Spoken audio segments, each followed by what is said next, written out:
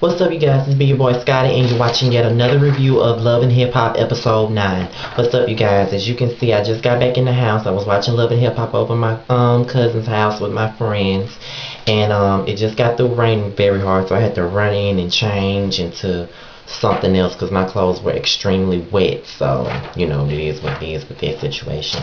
I'm gonna go ahead and get into this video. I have a lot to say about tonight's episode. A lot went on, and I know that I'm gonna have a little rant probably at the end, but y'all know how I do it. I just keep it real with everybody, so it is what it is. Before I get into the video, for those of you that have watched me from the very beginning of my channel, y'all remember my friend Miss Hello Kitty, my female counterpart, Miss Hello Kitty. She used to do my Real Housewives of Atlanta reviews with me alongside my The Game and Basketball Wives reviews, season 2. That was like early 2011 when she was on there with me. She just found out that she's expecting a baby boy and she's 4 months pregnant. So I would like for you guys to congratulate my friend Miss Hello Kitty, and I'm very disappointed that she having a boy, because this is like the 4th boy out of our group of friends. As you know that you know, we had a little web series, Acid Tea Spills, and like 4 of those girls have just had, you know, 2 of those girls just had babies over the course of over the last year. And you got Miss Hello Kitty, and I got another one of my friend girls. They're expecting kids in October and January respectively, and they're both having boys. So whenever we start back filming again, you'll be seeing more of that. So shout outs to Miss Hello Kitty and her baby boy. Make sure y'all congratulate her. So let's get into the video. I really want to get to the part where it really matters to me, because I have a lot to say. The show starts off at the aftermath of the whole fight with Stevie J and Jocelyn.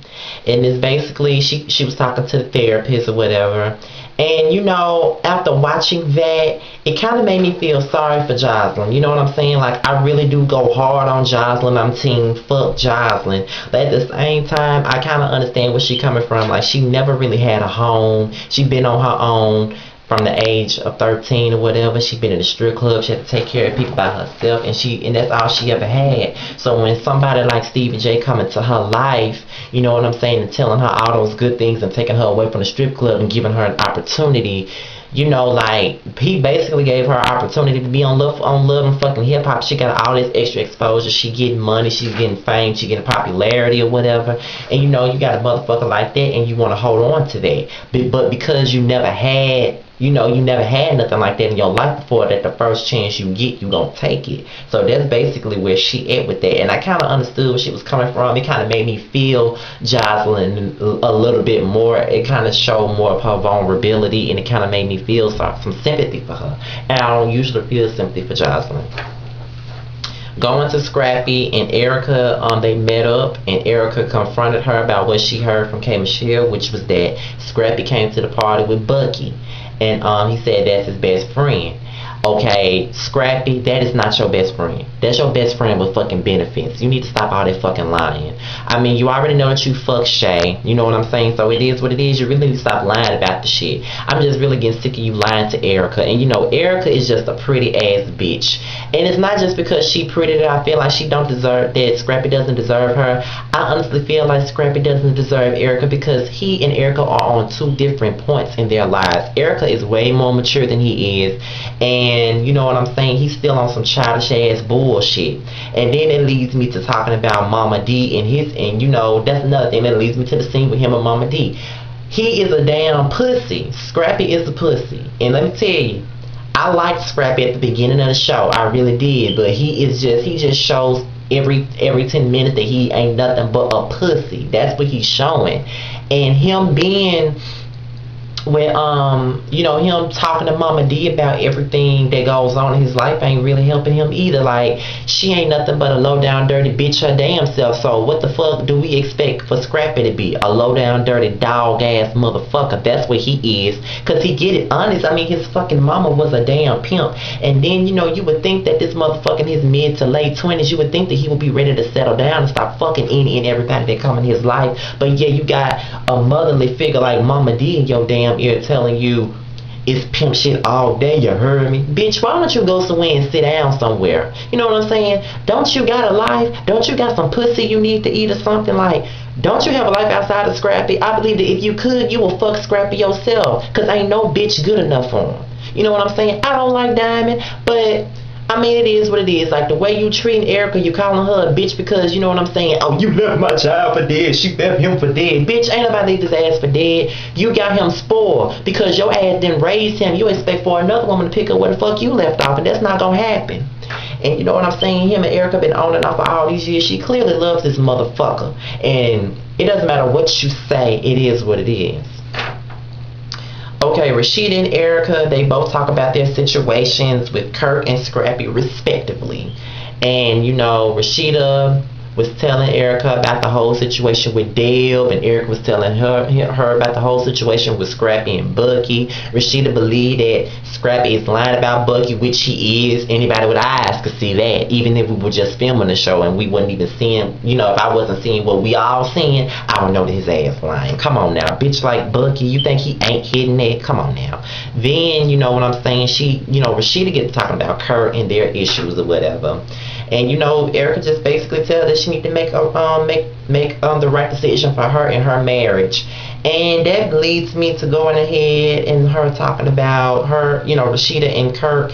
And, you know, Rashida wants to renew her vows to Kurt. And I think that she has chosen her marriage over her career. And I honestly think that that's the best thing for Rashida. You know what I'm saying? Like, your marriage gonna be here forever. You've been trying to pop off your career for the last few years now, and it has never popped off. Like I said in the last video, in a few videos before the last one, she said on Candy Coated Nights just the last week that she got a cosmetics deal. And if she do got a cosmetics deal, that's good for her. I mean, this rapping ain't gonna cut it for her. You know, this put it on and make her wanna marry me. Put it on and make her wanna marry me. Put it on and make her wanna marry, all that shit. Even though I love put it on and make her wanna marry me, I like that shit, but at the same time, you know what I'm saying, ain't nobody here for that. Like, you a low budget ass Trina. I just don't think that the rapping is for you. And if you do got the cosmetics deal, that's a good thing for you. That is a good thing for you, because you got the look for a cosmetic ad. I mean, you look like the type that could be, you could have been a cover girl, you know what I'm saying? And I'm not even trying to, people might think that I'm reaching out because it's Rashida I'm talking about, but she could have been a cover girl. She is pretty. She looked better than a lot of folks that were cover girls. You know what I'm saying? So, I mean, Rashida could have been a cover girl. I mean, she could be on ads for Luster's Pink or moisturizer. She could be doing commercials for Suave. She could be doing commercials for that other shampoo. You know, when the women be in the shop saying, yes, yes, that shit, she could be doing that. Like, her image is everything. And I think that she should do more cosmetic and fashion work, because the rapping is not here for her. Ain't nobody here for another. We already got one Trina. We don't need another one.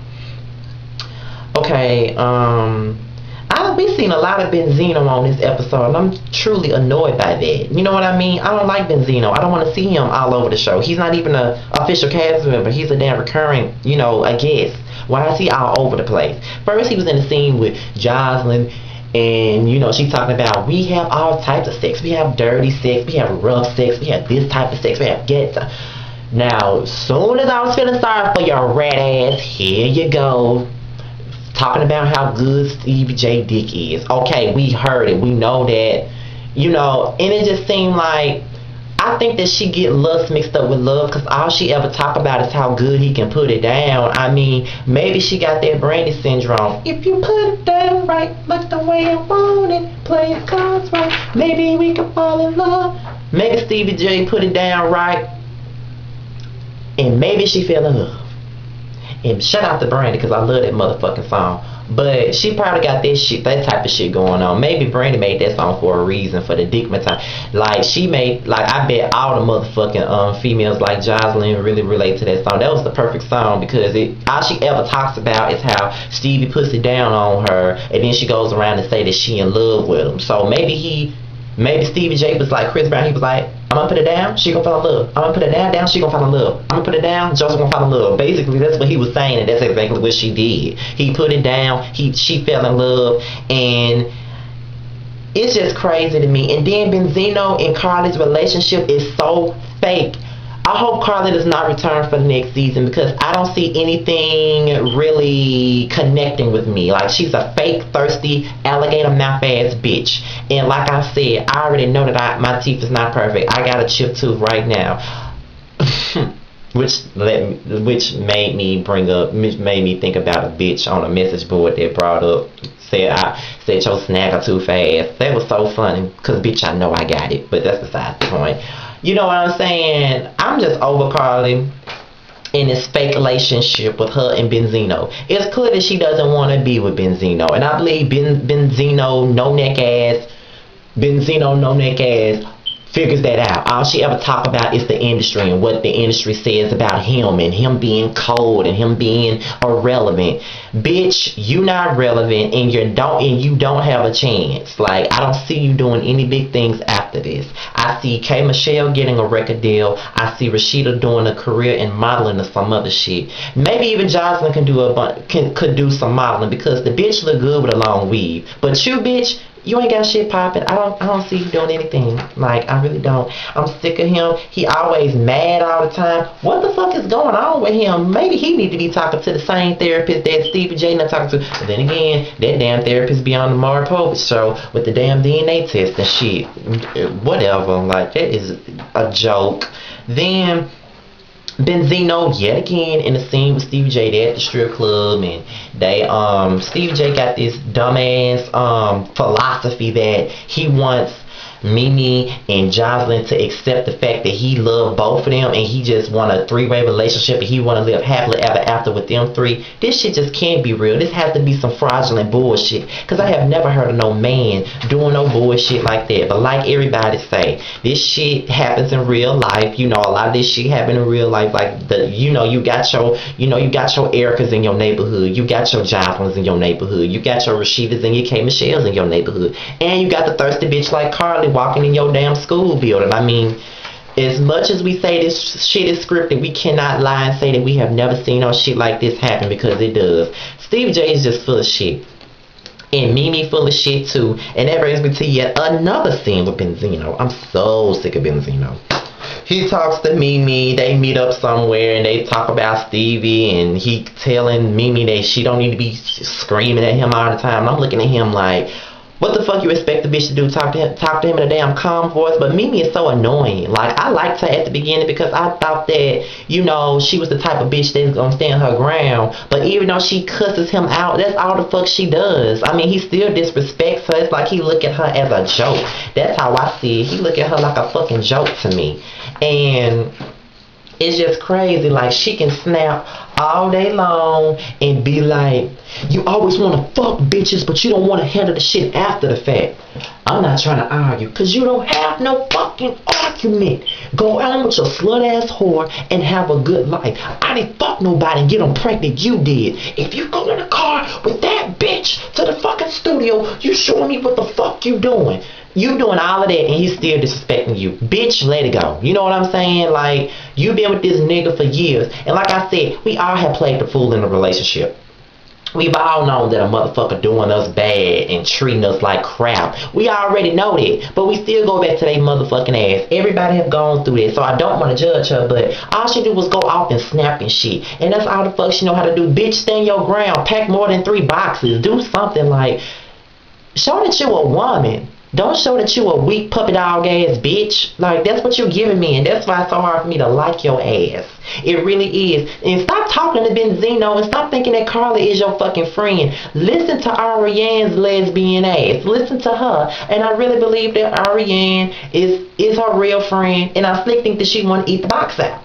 So if that's what's gonna float your boat, then I root for you and Arian to get y'all ass together. You and Pam from Toda can just get together and be happy and just say, um, we jocking on Stevie J and Johnson bitch ass. That's how I feel about it. Okay, going to the shit that I really want to talk about. Erica and Rashida go and support K Michelle at the little anti-violence organization, and on the way there, Rashida was talking to Erica about the whole situation about the guy that she's talking about is married to a close friend, and that part I can really understand. You don't want to be in the middle of the situation. You just meeting you and Toya have been friends for years. You know what I'm saying? They have been friends for years. You and K Michelle is building a relationship, so you kind of feel like you're in a rock and a hard place. You know what I'm saying?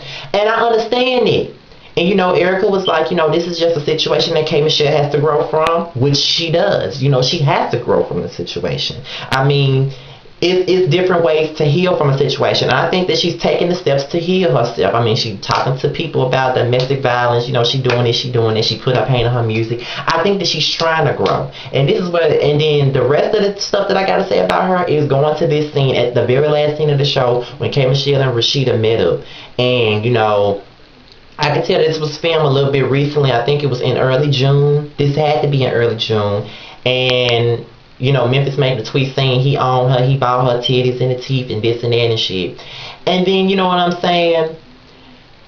She feels like, and I kind of feel K Michelle. You know what I'm saying? It makes me, even after if there was any doubt about whether Memphis did it or not, y'all should have watched the Breakfast Club interview. It just showed everything. She even talked about the evidence that she got against him. Like, that's what I'm saying. You know what I'm saying?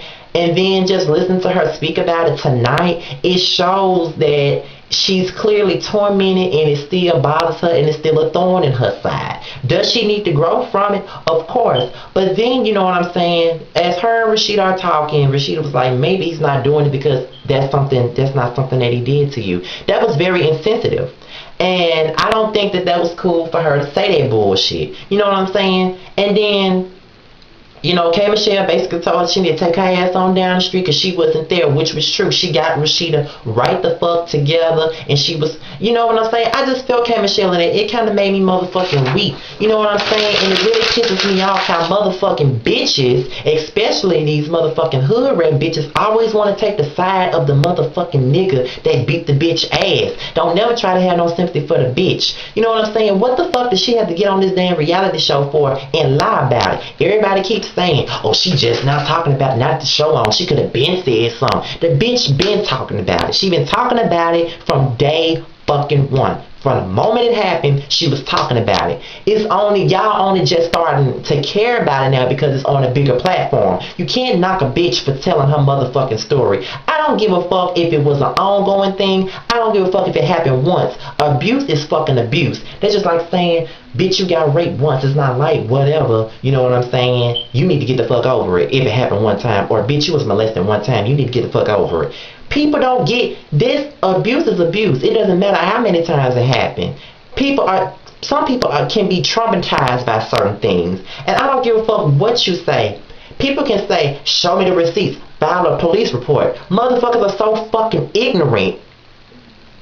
What do you mean why she didn't file a police report? Have you seen statistics? I know a lot of bitches from where I'm from, they used to get their fucking ass kicked by their man, and they never press charges against him. They're just like a rape victim or a bitch that was molested. They never press charges. The majority of them never press charges. Why? Because A, they would get judged for it.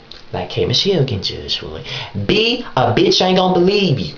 Bitches ain't believing her. You know what I'm saying? Everybody wanna believe, the nigga, all because he's saying, I didn't do it, I didn't do it, I didn't do it. Or people saying dumb bullshit like, oh, just because somebody told a story, that doesn't make it true. Well, just because a motherfucker like Memphis say he didn't do it, doesn't make it true either. You know what I'm saying? And I just feel like it's bullshit. You know what I'm saying? I just think that it's so crazy how people are trying to downplay the situation. Just because Memphis is good to Toya in the public does not mean shit. A motherfucker, just like K Michelle and her said in her song, For My Cinderellas. And I can honestly believe that song is basically about her situation with Memphis and Toya. He was a bad man to K Michelle. He was a bad man to her. He did her dirty. He did her wrong. He spent up her budget. He beat her ass. He smothered her. He threatened to kill a kid.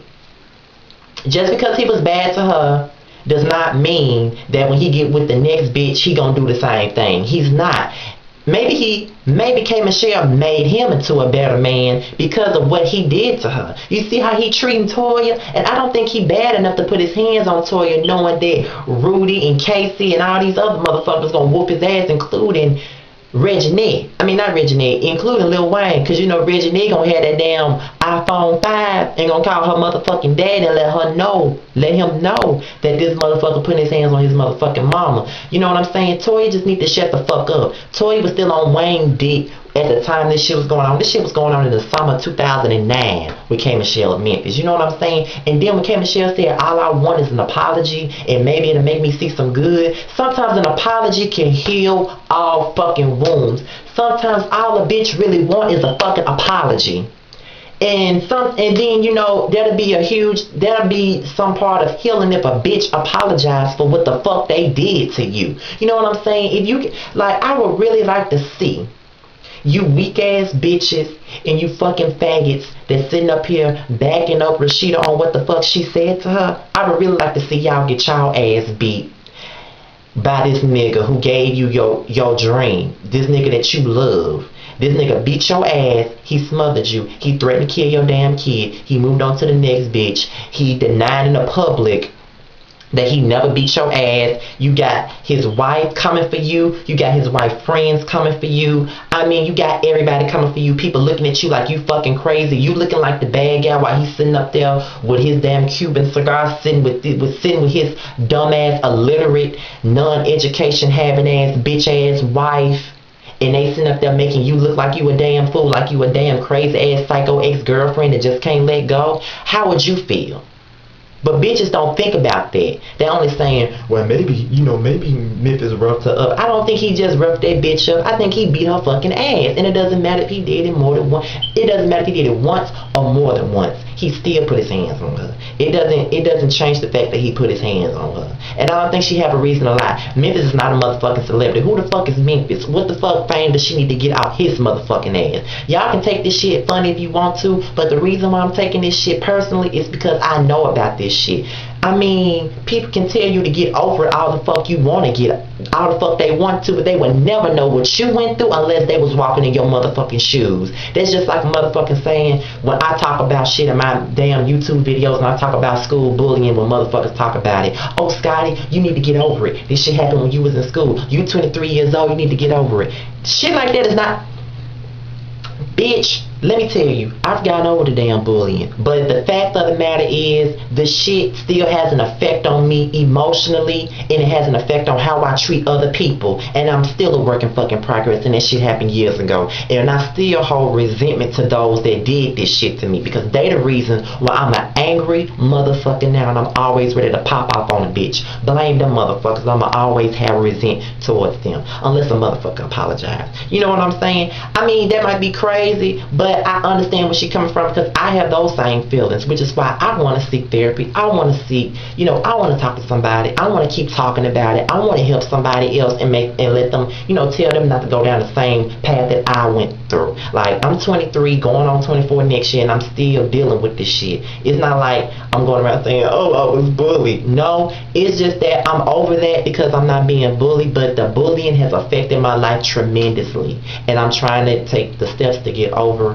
whatever phobia that I have. The social sickness that I talked about, that's a form of bullying that I went through, and it's still affecting it has affected my social skills completely, and I'm trying to get over it. So you can tell somebody to get over something all the fuck you want to, but you would never know until you go through that shit, bitch. And Tamar, you sit your Muppet baby looking ass down. That's why I read your ass on Twitter. I'm sick of you. I'm sick of Toya. I don't know what happened between K. Michelle and Candy. Y'all know I love Candy, so I'm gonna draw the line right there, because I don't know what the fuck happened, but y'all really need to shut the fuck up. Let this bitch tell her fucking story. She can tell it if she wants to. Tamar, shut the fuck up, because your plastic face ass always got something to say, and then when somebody come for your ass, you want a fucking apology. Bitch, stay with the family values and stop getting into some real shit. That's all I gotta say, you guys. I'm out of this bitch in 5, 4, 3, 2, motherfucking 1. Next video you will see will probably be my Big Brother review and my ex Scotty. I'm out of here in my perspective. I know y'all been telling me to talk about the Chad and Evelyn shit, and I will be talking about it in my perspective this week. So I'm out of here, you guys. Peace.